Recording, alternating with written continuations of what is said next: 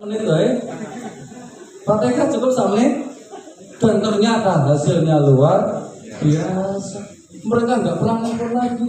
Yang ada mereka nelfon minta nomor rekening saya. Berapa Pak? Itu sampai anak saya tuh Pak di Facebook itu dicari di telepon minta nomor rekening saya. Demi Allah. Berapa yang mau ditransfer? 175 juta. Satu Fatihah. Fatihah mau payu piro? Karena apa? Saya nggak pernah mikir sembuh nggak sembuh itu bukan urusan saya. Ya saya kan orang. Wah ini ayatnya kudu bener, tekniknya kudu seperti ini. Kalau tidak begini tidak sembuh. Lah ini sopo? Kan sama dengan seperti ini. Ya Allah, dia sakitnya ini di buku aturannya seperti ini. Ayatnya ini, tekniknya ini, herbalnya ini. Pokoknya ini sudah saya laksanakan dan dia harus sembuh. Awas kalau nggak sembuh. Tidak akan harus saya. Kan dengar mau bilang menisbatkan kesembuhan pada ayat, pada tata cara. Kira-kira Quran menurut kira-kira gimana Quran? Bahaya. Makanya tauhid akidah itu diluruskan seolah-olah apa? Allah tidak bisa menyembuhkan. Al-Quran tidak bisa menjadi obat kalau caranya nggak benar, tekniknya nggak tepat. Oh, oke. Padahal di situ dijelaskan kalau ruqyah masal, ruqyah standar itu tangan kanan harus di perut, tangan kiri harus di dada, kemudian diputar-putar, orangnya suruh kusuk, terus suruh sadar. Oh, oke. Nah terus masalahnya ini, kalau yang ruqyah dia nggak punya tangan piye? Berarti nggak iso loh kayak di ruqyah. Gimana kan? Nah terus yang jenis ruqyah ini bukan orang Islam. Ayo Pak sahadat, terus seperti itu. Terus yang jenis ruqyah ini orang gila, konsentrasi, khusyuk seperti itu. Berarti Al-Quran hanya bisa menyembuhkan kepada orang yang normal, yang punya tangan, bisa syahadat, bisa khusyuk, kan seperti itu, gimana? Nah itu kan rata-rata sama. Nah terus piye kalau yang kita ruqyah orang yang sudah koma 3 hari di rumah sakit, udah mas ruqyah ya khusyuk ya, tangannya yang dada menolong. Mengapa demikian? Karena kita selalu identik bahwasanya ruqyah orangnya harus khusyuk, orangnya harus seperti ini. Kalau tidak seperti itu tidak bisa. Kemudian kalau dia beruqyah, dia tidak muntah, kita mengatakan ruqyah kita tidak manjur. Ada seperti itu. Asalnya dari mana? Dari niatnya yang salah. Bahwasanya ruqyah itu harus muntah, harus sembuh. Maka ketika itu tidak tercapai, dia akan ngabur dan ngubur. Allah akan mengangkat keberkahan Al-Quran dari hatinya. Yowes, bahkan nggak akan pernah dapat pasien lagi. Nggak pantas kita ini dititip Al-Quran, nggak pantas. Dan itu terjadi seleksi alam itu. Nggak mungkin Quran yang kalam Allah dititipkan kepada makhluk yang hatinya masih ada penyakit. Abang sombong, aku loh, aku lihat mulut yang kecil. Dan seperti itu, sudah itu minimal kita mau menceritakan ketika meruqyah gagal, itu ada rasa sombong dalam diri kita. Enggak mungkin kalau Allah yang sebegitu agung mulia ada kandungan mukjizat dititipkan di hati seorang yang masih belum bersih. Karena sini paham? Kalau nggak tersinggung jangan berkhianat. Tujuan saya memang nyinggung. Betugel ya betugel, itu bubar ya. Tak terima paling nyangkat. Dan saya sudah terbiasa disantet. Sehari 3 kali biasa. Ya nggak mati nyatanya itu. Baik, saya lanjutkan. Lalu bagaimana kalau kita masih berpikir bahwa ruqyah itu akan sampai ke sana ketika ada akad? Kita mengirim, dia menerima, salah. Terus dia sampai iso ruqyah sapi, wedhus, ayam yang sedang sakit. Iya kan? Ya. Apakah ayam itu bisa sembuh? Loh, yang mengatakan tidak bisa itu kan kita. Kalau Quran kalam Allah itu rahmat bagi seluruh alam, untuk semua makhluk Allah siapapun itu.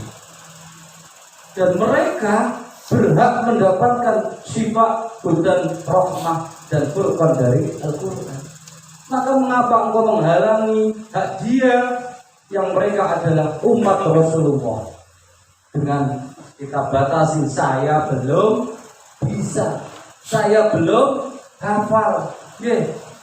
Kan seperti itu masalah yang jenengan tidak mau meruqyah karena mengatakan saya belum bisa. Gak ada pasien yang mau ke rumah, ya iyalah. Allah tidak akan menggerakkan hati seseorang untuk datang kepadamu ketika engkau dianggap belum siap. Karena apa? Engkau merasa meruqyah itu hanya orang lain yang datang kepada saya minta tolong dan dia sedang sakit. No, jenengan gak akan pernah ditunjukkan oleh Allah. Jenengan tidak akan pernah dititipi zat Al-Quran kalau kita masih seperti itu. Maka hari ini tak lurusnya akidah sampean jadi peruqyah ahli, siap-siap ngantri sampean. Ya. Siap. Kemudian yang kedua, saya pernah mengajarkan. Waktu itu juga di sini saya ingat betul. Bagaimana kita meruqyah tanaman kita yang tidak berbuah, tumbuhan kita yang berbuah, berbunga, tapi dia tidak sampai matang. Pernah saya sampaikan di sini, saya ingat betul itu. Dan entah sangat praktek atau tidak. Bagaimana caranya?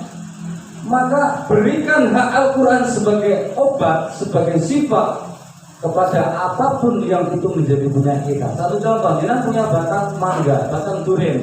Dia kembang tapi tidak sampai jadi, atau hanya kembang rontok. Maka bacakan Quran agar menjadi obat bagi diri. Caranya gimana? Tekel gitu. Ya Allah, kalau ada rezeki saya dari pohon ini, rezeki saya dan keluarga dari pohon ini, maka dengan haknya Al-Quran keluarkan rezeki itu untuk saya dan keluarga di barokatil Fatihah. Ini namanya ruqyah. Kamu pernah kayak gitu? Saya ajarkan ada satu orang yang punya dilalah, punya kebun sawit, itu tangannya itu batu, nggak ada tanahnya, dan saya nggak tahu. Dipraktekkan apa yang saya sampaikan.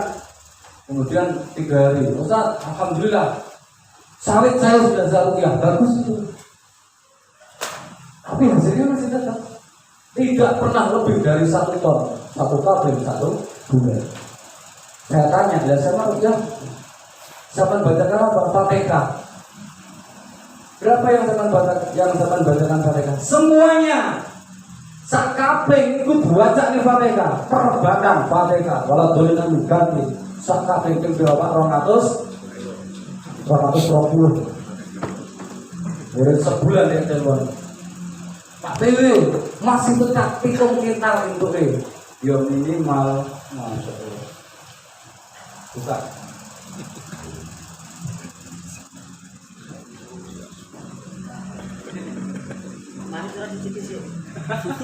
Berasa buka.